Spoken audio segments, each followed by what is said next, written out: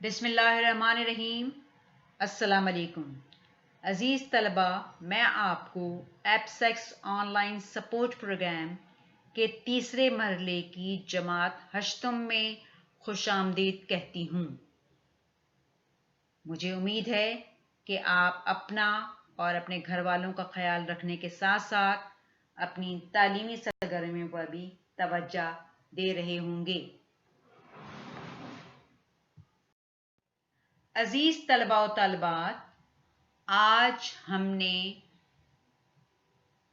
اردو ادب میں سبق استاد کا احترام پڑھنا ہے، جو کہ ہماری درسی کتاب سریر خامہ کے صفحہ نمبر 62 سے 66 پر موجود ہے، جس کے لیے دستیاب ذرائع ہماری درسی کتاب، موبائل فون اور انٹرنیٹ وغیرہ ہیں۔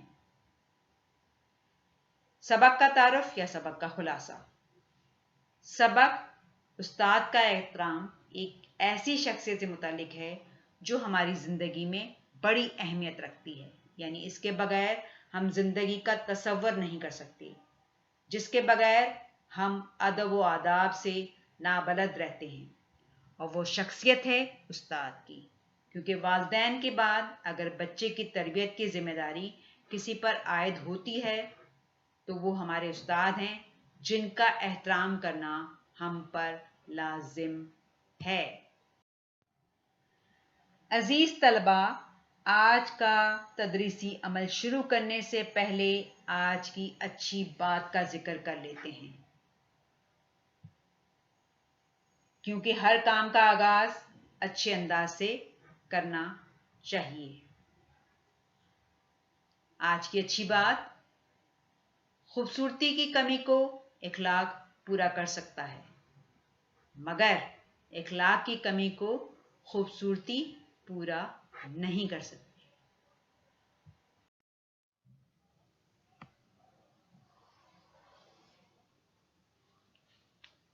عزیز طلبہ، کیا آپ مجھے بتا سکتے ہیں کہ بچے کی پہلی درسگاہ کسے کہا جاتا ہے؟ جی، ماں کی گود کو، بالکل صحیح۔ اولاد کی تعلیم و تربیت کی ذمہ داری کس کی ہے؟ جی، والدین کی، بالکل صحیح۔ بچہ تعلیم حاصل کرنے کے لیے کس ادارے کا رخ کرتا ہے؟ تعلیمی ادارے یا اسکول؟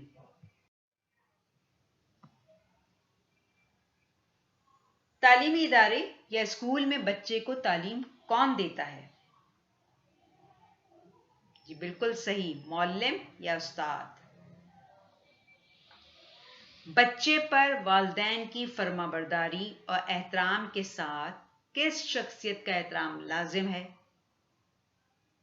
جی بالکل صحیح، استاد کا۔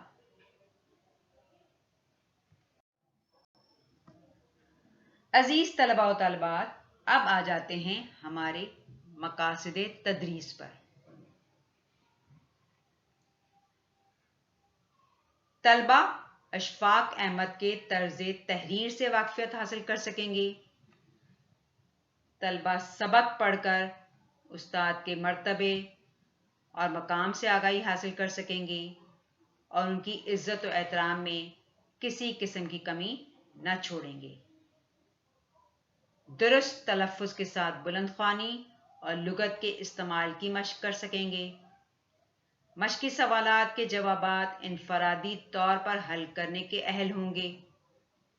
جملہ سازی میں مہارت حاصل کر سکیں گے۔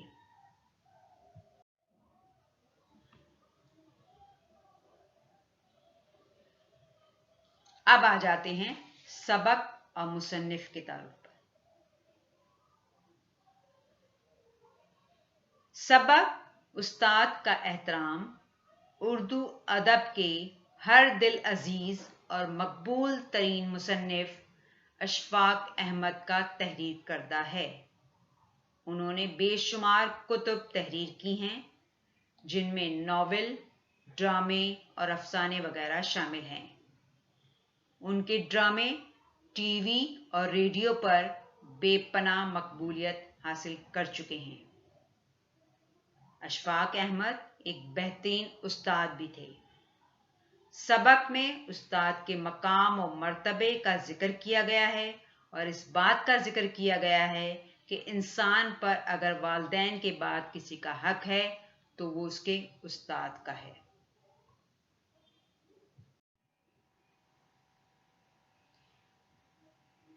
عزیز طلبہ، سبق کا اخلاقی پہلو۔ دنیا میں بہت سارے رشتے ہوتے ہیں جو انسان سے جڑے ہوتے ہیں، جن میں سے کچھ رشتے خون کے ہوتے ہیں اور کچھ رشتے روحانی ہوتے ہیں۔ انہی رشتوں میں سے ایک استاد کا رشتہ ہے۔ اسلام میں استاد کا مرتبہ ماں باپ کے برابر ہے، کیونکہ ایک استاد ہی ہے جو ماں باپ کے بعد اصل زندگی کے معنی سکھاتے ہیں، ہمیں زندگی جینا سکھاتے ہیں، صحیح اور غلط کی پہچان کرنا سکھاتے ہیں۔ دنیا میں جتنے بھی رشتے ہیں ان میں سب سے مقدس رشتہ استاد اور شاگرد کا ہی مانا جاتا ہے۔ دونوں رشتے اس وقت تک ترقی نہیں کرتے جب تک دونوں طرف سے احترام اور ادب نہ ہو۔ شاگرد کے لیے تو یہ بہت ہی زیادہ ضروری ہے کہ وہ اپنے استاد کا احترام اور ادب آخری دم تک کرے، اپنے استاد کو اہمیت دے اور اپنے استاد کی عزت کرے۔ سبق کا مرکزی خیال۔ استاد ایک چراغ ہے جو تاریک راہوں میں روشنی کے وجود کو برقرار رکھتا ہے۔ استاد وہ پھول ہے جو اپنی خوشبو سے معاشرے میں امن اور دوستی کا پیغام دیتا ہے۔ استاد ایک ایسا رہنما ہے جو لوگوں کو گمراہی سے نکال کر منزل کی رہنمائی کرتا ہے۔ جس طرح ماں باپ کا کردار اہم ہے کیونکہ وہ اپنی اولاد کی جسمانی طور پر اس کی صحت، اس کی نشو و نما کا خیال رکھتے ہیں، اسی طرح استاد اپنے شاگرد کی روحانی تربیت کا انتظام اور احترام کرتا ہے۔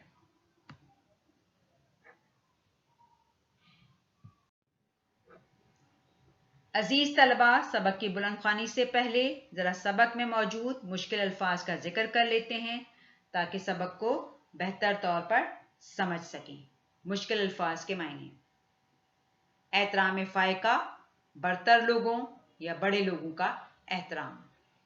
اکا دکا، ایک آدھ، کوئی کوئی۔ الم، غم، دکھ۔ پیچیدہ، مشکل، الجھا ہوا۔ لینڈ لیڈی، مکان مالکن۔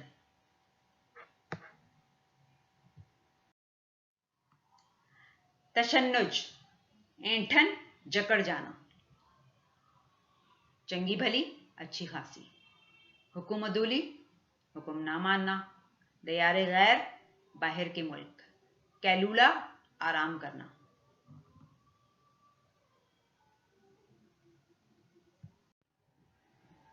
عزیز طلبہ، آپ سے گزارش ہے کہ آپ اپنی درسی کتاب کے صفحہ نمبر 62 تا 66 پر سبق ملاحظہ فرمائیے تاکہ سبق کو بہتر طور پر سمجھ سکیں۔ سبق استاد کا احترام مصنف اشفاق احمد کا تحریر کردہ ہے۔ اشفاق احمد بحیثیت معلم بھی کسی تعارف کے محتاج نہیں، وہ ایک بہترین استاد بھی تھے۔ سبق میں اشفاق احمد اس وقت کا ذکر کر رہے ہیں جب وہ روم بحیثیت استاد گئے تھے اور وہاں کی یونیورسٹی کے سب سے کم عمر استاد تھے۔ گرمیوں کا زمانہ تھا اور یونیورسٹی میں موسم گرما کی تعطیلات تھی۔ اشفاق صاحب ریڈیو اسٹیشن پر بھی ملازمت کرتے تھے۔ روم کے لوگ دوپہر میں اکثر آرام کرتے ہیں، اس لیے سڑکوں اور بازاروں میں ہجوم نظر نہیں آتے، اس لیے وہاں دوپہر میں سڑکیں دھوئی جاتی تھیں تاکہ دھوپ کی تپش کو کم کیا جا سکے۔ مصنف اپنی گاڑی میں دوپہر کی گرمی سہتے ہوئے ریڈیو اسٹیشن سے واپس آ رہے تھے۔ ایک راؤنڈ اباؤٹ یعنی چوراہے پر پہنچے تو سوچا کہ پورا چکر اس گرمی میں کون کاٹے، چلو درمیان میں سے چلتے ہیں۔ کیونکہ ہم جہاں بھی چلے جائیں اپنی قومی شناخت نہیں بھولتے، اور قاعدے قوانین توڑنا تو ہمارا اولین مشغلہ ہے۔ لہذا مصنف نے بھی قانون توڑتے ہوئے درمیانی راستہ اختیار کیا، لیکن پکڑے گئے۔ ایک سپاہی نے انہیں دیکھ لیا۔ مصنف نے فوراً اس کے تیور بھانپتے ہوئے مسکراہٹ کا پھول اس کی طرف پھینک دیا۔ سپاہی کو اس بات پر غصہ آیا اور اس نے سیٹی بجا دی، اور وہاں سپاہی کا سیٹی بجانا گویا موت تھی۔ لہذا اس سپاہی نے مصنف کا چالان کر دیا۔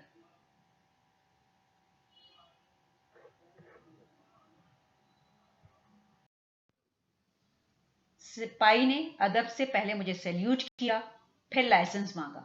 میں نے جرمانے سے بچنے کے لیے کہا کہ میں زبان نہیں جانتا۔ اس نے کہا کہ اچھی بھلی تو بول رہے ہو۔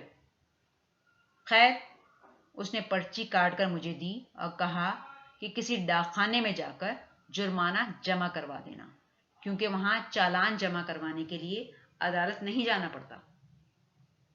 خیر، چالان لے کر میں گھر آ گیا اور اپنی مکان مالکہ سے کہا کہ میرا چالان ہو گیا ہے۔ اس نے کہا، آپ کا چالان ہو گیا ہے؟ مجھے ایسا لگا گویا میں نے بہت بڑا جرم کر دیا ہے اور میں بڑا مجرم ہوں۔ اس نے اپنی بیٹی کو بتایا، اپنی ساس کو بتایا۔ وہ سب روتے ہوئے میرے پاس آ گئے۔ میں گھبرا گیا۔ انہوں نے مجھے کہا کہ ہم نے تمہیں شریف آدمی سمجھ کر کرائے پر کمرہ دیا تھا۔ اب اس بات کا ذکر کسی سے نہ کرنا۔ محلے داری کا معاملہ ہے، محلے میں ہماری عزت ہے، اور رسوائی ہم مول نہیں لے سکتے۔ تم ڈاکخانے جا کر چالان جمع کروا دینا۔ میں نے چالان جیب میں ڈالا اور اگلے دن میں اسے جمع کروانا بھول گیا۔ 2-3 دن اس طرح نکل گئے اور میں چالان جمع کروانا بھول گیا۔ پھر ایک دن مجھے ایک تار موصول ہوا کہ پروفیسر صاحب، اس طرح آپ نے فلاں تاریخ کو فلاں چوراہے پر قانون توڑا تھا اور آپ کا چالان ہوا تھا، اور آپ نے ابھی تک چالان کی رقم جمع نہیں کروائی۔ برائے مہربانی وہ جمع کروا دیں۔ میرے بھولنے کی عادت کی وجہ سے میں پھر بھول گیا کہ چالان کی رقم جمع کروانی ہے۔ خیر، اس کے بعد ایک دن دوسرا تار موصول ہوا۔ اس میں لکھا تھا کہ اگر آپ نے اب بھی چالان کی رقم جمع نہ کروائی تو پھر آپ کو کورٹ میں پیش ہونا پڑے گا۔ مجھ سے پھر غفلت ہوئی، پھر نہ جا سکا۔ بالآخر مجھے کورٹ سے سمن ملا کہ فلاں تاریخ کو عدالت میں پیش ہوں۔ آپ نے نہ صرف قانون توڑا ہے بلکہ حکم عدولی بھی کی ہے۔ اب تو میں بے حد ڈر گیا، سٹی گم ہوئی، پریشان الگ ہوا کہ اب میں عدالت کا سامنا کیسے کروں گا، کسی کو اپنا وکیل بناؤں گا، کس کو اپنا وکیل بناؤں گا؟ دیار غیر میں کون میری مدد کرے گا؟ میں نے اپنے ڈاکٹر سے بات کی، اس سے کہا کہ مجھے کوئی وکیل کر دو۔ اس نے اپنے کسی دوست سے کہا۔ خیر، اس کے دوست نے کہا کہ معاملہ پیچیدہ ہو جائے گا، پروفیسر خود عدالت جائیں اور وہاں وہ یہ بتائیں کہ وہ اس ملک کے رہنے والے نہیں، غیر ملکی ہیں اور یہاں کے قانون کو نہیں جانتے۔ انہیں معافی دی جائے، آئندہ وہ اس قسم کی غلطی نہیں کریں گے۔ خیر، نہ چاہتے ہوئے بھی میں نے عدالت کا رخ کیا۔ میں بے حد خوفزدہ تھا کہ معلوم نہیں میرے ساتھ کیا سلوک ہو۔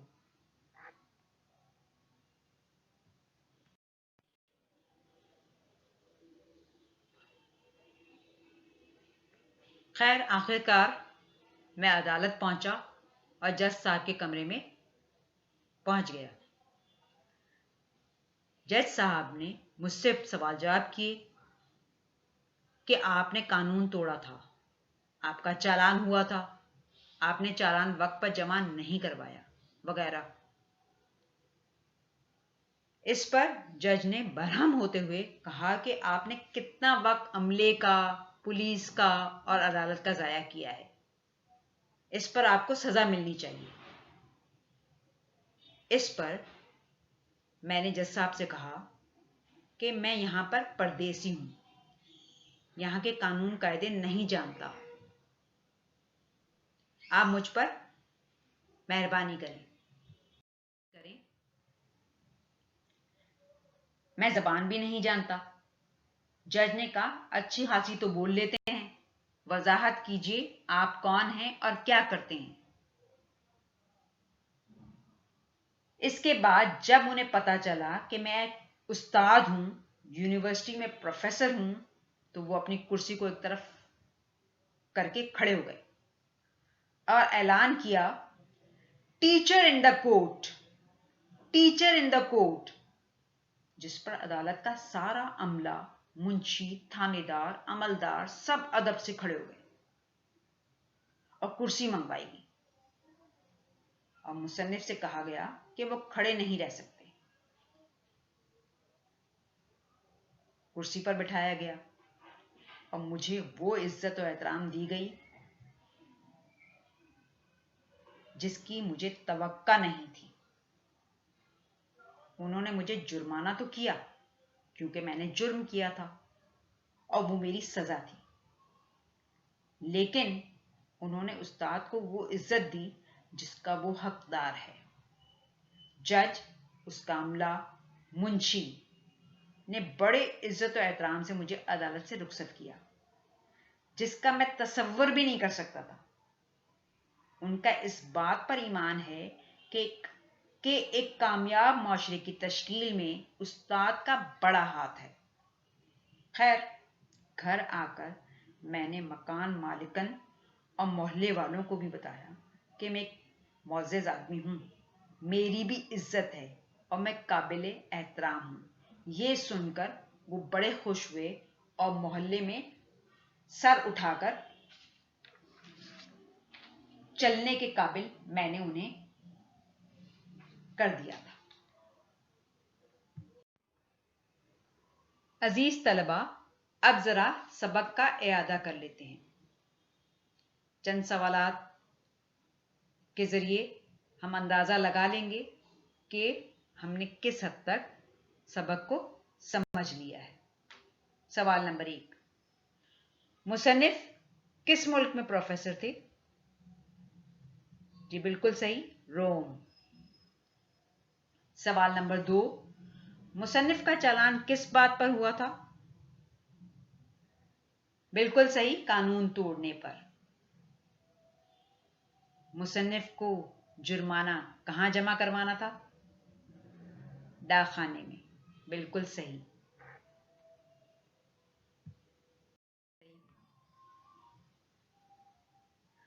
मुसन्निफ को जुर्माना जमा न करवाने और हुक्म अदौली पर कितने रुपए का तार भेजा गया? जी बिल्कुल सही, 21 रुपए का। जज साहब ने उस्ताद के अदालत में मौजूद होने पर क्या ऐलान किया? Teacher in the court. अदालत में जज ने सजा और जुर्माना देने के हुक्म के अलावा उस्ताद के साथ क्या सलूक किया? इज्जत और एहतराम से रुखसत किया। बिल्कुल सही।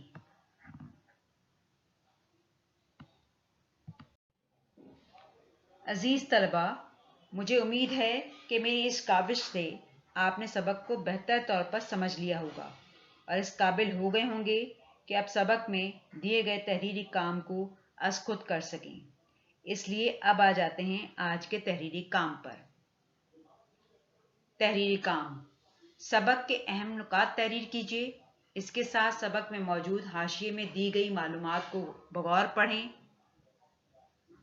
सवाल नंबर 1 के तमाम अज्जा के जवाबात सबक में मौजूद हैं, उनके जवाबात अपने अल्फाज में तहरीर कीजिए। सवाल नंबर 2 में दिए गए अल्फाज और मुहावरात से बामायने और कवायद की रूह से दुरुस्त जुमले बनाइए। सवाल नंबर 3 में सबक के मतन को मद्देनजर रखते हुए खाली जगहों को पुर कीजिए। सवाल नंबर 4, वाहिद के जमा और जमा के वाहिद तहरीर कीजिए। सवाल नंबर 5, अल्फाज के मुतजाद तहरीर कीजिए। उस्ताद की इज्जत तो एहतराम क्यों जरूरी है पर एक पैराग्राफ तहरीर कीजिए। अजीज तलबा, अब आ जाते हैं मयार कामयाबी। तलबा दुरुस्त तलफ़्फ़ुज़ के साथ सबक की बुलंदख्वानी करें, अहम नुकात दुरुस्त और सबक के मतन के मुताबिक हों, मुश्किल अल्फाज के मायने लुगत से तलाश करके लिखें। सबक में दी गई मालूमात का बगौर मुताला करने के बाद सवालात के जवाबात अपने अल्फाज में तहरीर करें। हर पूछे गए सवाल से मुतल्लिक सिर्फ ज़रूरी मालूमात जवाब में तहरीर करें। बनाए गए जुमले मयार के मुताबिक हों और कवायद की रूह से दुरुस्त हों। तलबा सबक में दिए गए पैगाम उस्ताद की इज्जत, एहतराम और मर्तबे को समझें और उन्हें वो मकाम दें जिनके वो हकदार हैं को अच्छी तरह समझें। तलबा सबक में दी गई मालूमात का बगौर मुताला करने के बाद उस्ताद की इज्जत और एहतराम पर मुख्तसर नोट लिखें। अजीज तलबा, मुझे उम्मीद है कि आपने सबक को बहुत अच्छी तरह समझ लिया होगा, लेकिन तदरीसी अमल के इख्तिताम से पहले इस बात का यादा कर लें कि अगर आपका इखलाक अच्छा है तो आप वो इज्जत, वो मकाम हासिल कर सकते हैं जिसके आप हकदार हैं और उसे आपसे कोई छीन नहीं सकता। शुक्रिया।